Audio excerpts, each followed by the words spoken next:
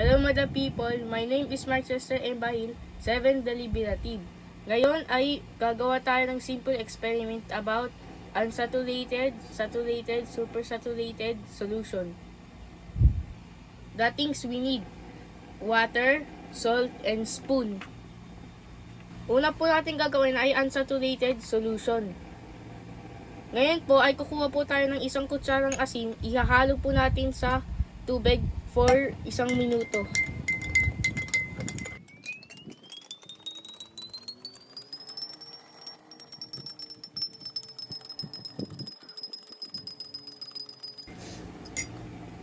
Ang saturated solution ay capable of absorbing or dissolving.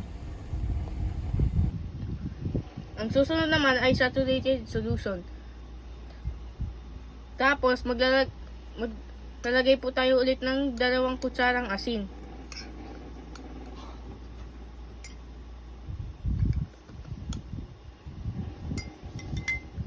Haluin po natin ito for 1 minute.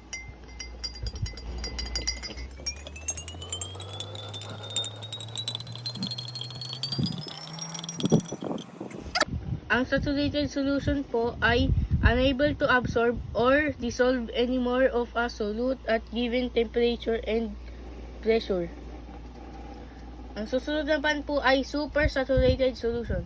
Maglalagay po tayo ulit ng 1 kutsarang asin, tapos ilalagay po natin sa tubig at haluin for 1 minute.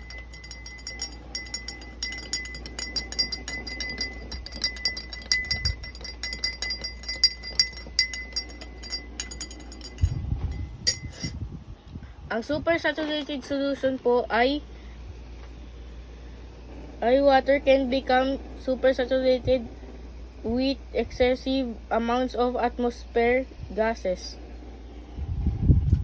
Ngayon po, tapos na po tayo sa ating simple experiment. Sana po may matutunan po kayo. Thank you and God bless po.